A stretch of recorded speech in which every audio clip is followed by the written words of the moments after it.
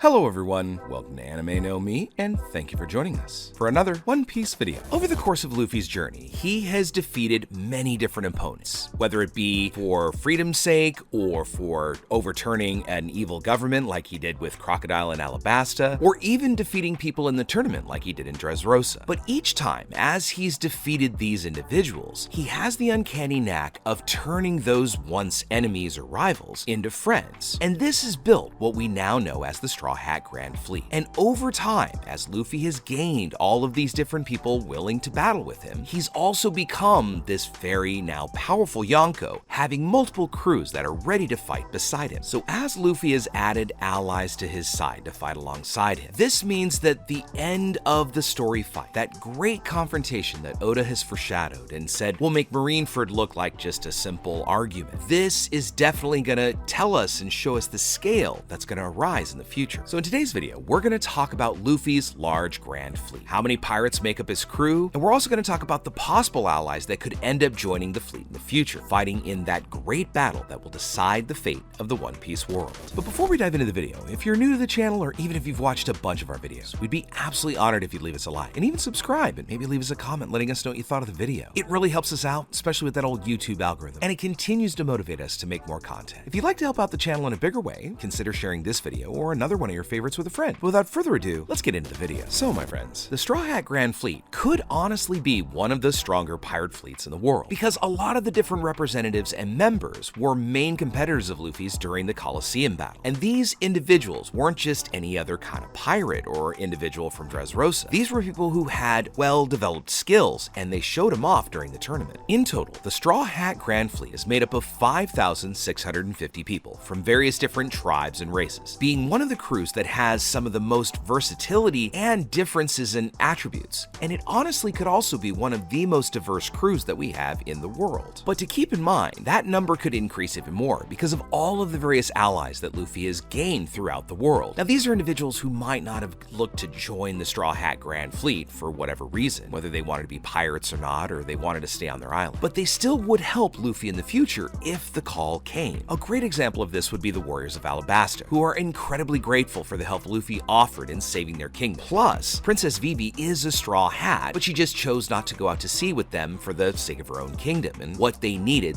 after the downfall of Crocodile. So if Luffy ever really needed their help, Alabasta's warriors would come together and show up at any large confrontation in the future, allowing Vivi to finally rejoin the Straw Hats. Another interesting ally that could end up joining Luffy and his crew as well for the final battle would be Skypiea. This was another land that was saved by Luffy during the very beginning of his journey. The winged warriors of this island are very numerous and are considerably strong, and with the time skip that happened, there's a possibility that they are stronger still, making it possible for them to fight alongside Luffy and his companions. Now the reason why so many people would stand up and fight with Luffy is that he always has managed to gain their respect and even sometimes the gratitude of other kingdoms and countries because he helped save them from some powerful enemy that tried to seize their lands or take over their government, allowing them to fight alongside Luffy in the future because Luffy brought them liberation and he seeks to bring liberation to the rest of the world. And this includes the Island of Fishmen, Dressrosa, probably even Wano will all end up uniting with Luffy so that he can achieve his future goal, becoming extremely numerous and probably the most powerful crew we could ever see assembled. Now at the core of the Grand Fleet, of course, is Luffy and his crewmates, and he has assembled 9 extremely powerful pirates, plus himself, who is considered one of the 4 strongest pirates in the world. Now these 10 members alone make the Straw Hats probably the most dangerous pirate crew in the world, at least maybe next to Shanks and his crew. However, what really causes Luffy to be considered a great danger to the world is his large fleet that is spread around the world, currently spreading fame for Luffy and the rest of the Straw Hats. Leading the Grand Fleet are the 7 fleet commanders, who are each extremely powerful and formidable fighters, with 5 of them being strong enough to defeat Doflamingo's pirates that they cross swords with while on Dressrosa. So let's take a second and talk about each of the different fleet divisions and their captain, and even talk a little bit about the ships or other assets that they bring to the table. The commander of the first division of the Straw Hat Grand Fleet is Cavendish, and he is captain of the Beautiful Pirates, having 75 under his command, and they sail on a ship called the White Horse of the Sleeping Forest. The second fleet commander, but first fan of Luffy, is of course Bartolomeo. Now he's the captain of the Bardo Club crew and has 56 pirates under his command. Their ship is called the Going Luffy Senpai, making a clear reference to the pirate who inspired them and changed his life. Bringing a lot of soldiers to the table, the third commander of the Straw Hat Grand Fleet is Sai, and he is captain of the Armada Hoppo Pirates, and there are 1,000 people in his command, in addition to having multiple ships that sail together. Our fourth fleet kind of swaps quantity for quality, and this is captained by Hideo, who captains 4 very powerful pirates under his command, and they sail on the ship the Nita Maria. The fifth commander of the Grand Fleet is the leader of the Tontada pirates, Leo, having 200 Tontada dwarves that fight alongside him. Leo currently leads one ship called the Uso Land.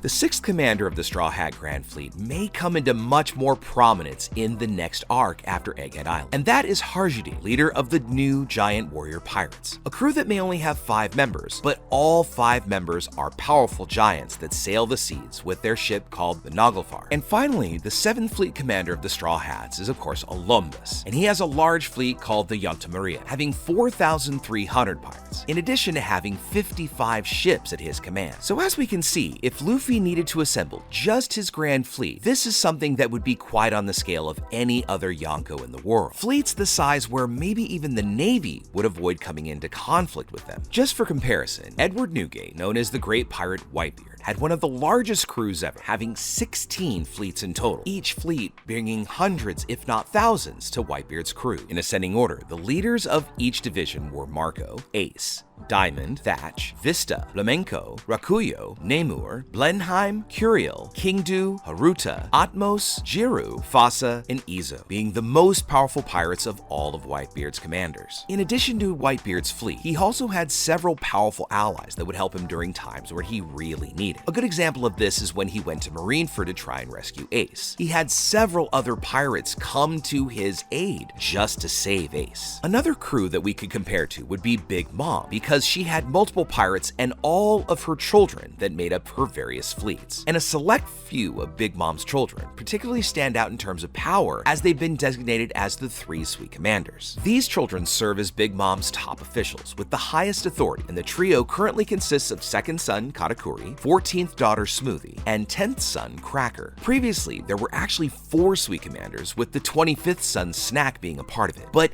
once he was defeated by a Rouge of the worst generation, he ended up being demoted from his post. Aside from the 3 Sweet Commanders, we also have 74 of Big Mom's 85 children that are officers of the Big Mom Pirates, and they're considered among the elite of Big Mom's army. 4 of them, being Prospero, Compote, Daifuku, and Oven, are extremely powerful characters and are almost on par with the 3 Sweet Commanders themselves. Now, if we're going to talk about Whitebeard or Big Mom, we of course got to take a moment to talk about Kaido, who is one of the Yonkos with probably the largest crew currently until they were defeated on Wano. However, the most important detail when discussing Kaido's crew is the amount of information we have about them. Under the captain, who of course was Kaido, we had the All-Stars, who were pirates responsible for commanding everyone else, being the strongest of the crew, second only to Kaido himself in position, authority, and even prowess in battle, serving as Kaido's hand-picked confidants and protectors. The 3 men who previously held the post were King, Queen, and Jack, informally being called the Calamities by their respective epithets, each corresponding to a different type of disaster that they represented. Jack was referred to as the Drought for his general destructiveness and his ability to render any land that he invaded ruined, as if a drought had occurred. Queen was referred to as the Plague for his expertise in creating various artificial diseases and different scientific advancements. And King was called the Wildfire because of his natural ability to ignite and manipulate fire on his body. Below the All-Stars, we had the Tobiropo, who were a special group of the 6 strongest lower group, and that consisted of 5 people being Page 1, Ulti, Who's Who, Black Maria, and Sasaki, with the former 6th member X Drake being an infiltrator in the crew because of course he's a member of SWORD. Under the command of the Tobiropo were the Shinuchi, and these were the 2nd rank officers of the crew, most of whom were either elite gifters and were responsible at least for leading lesser pirates. Below the Shinuchi, we have the Gifters, elite soldiers of the crew composed of almost 500 users of artificial Zoan smile fruits, and they have Zoan-like abilities equipped with various strengths or bodily attributes of animals. The Gifters were then divided into different divisions, some being the armored divisions where they were led by Sasaki, the Tobiropo, where they had very powerful defense and armored type smile abilities based on animals with hard shells or skins such as rhinos, scorpions, and hedgehogs. Below the Gifters we had the Pleasures, And these were individuals who had been given faulty smile fruits and never developed their powers. So they were left laughing for the rest of their life despite being unhappy. But they also numbered about 4,500 people in Kaido's crew. And below them still was another tier called the waiters. Now these were low-level foot soldiers of the crew who hadn't had the chance to take a smile fruit yet and were waiting on their chance to try and gain animal powers. Aside from the waiters, we then also had the numbers. And this was a group of 10 former scientific subjects who underwent gigantification experiments on Punk Hazard. And this was an attempt to try and recreate an ancient giant race, but they were still deemed failures for some reason. And finally, we have the Marys. Now, although they're the weakest part of Kaido's crew, they are the most important because they have the function of being vigilant and watchful and gathering intelligence all throughout Kaido's areas and network. They consist of human and cyborg animals, all with a special paper mask shaped like an eye covering their face. And this allows them to broadcast everything they see and hear to every other Mary and the single Mary where they originate their power from. But with all that said, friends, these are some of the biggest crews that have ever been featured in the One Piece story. So we have to wonder that using those as comparison, could Luffy manage to obtain a crew and grand fleet larger than all of those that we talked about, or even other previous Yonko, thus forming the largest fleet among any pirate crew probably in history? And considering the scale of the battle that awaits them, and who knows what Imu-sama and the rest of the Gorosei have in store for our favorite rubber captain. So it might be necessary to even bring some of the crews that we've talked about into the fold, just because the fate of the world hangs in the balance. But with all that said, we'd now love to know what you think about it. Were there any other crews that we missed that you'd love for us to discuss here on the channel? And also,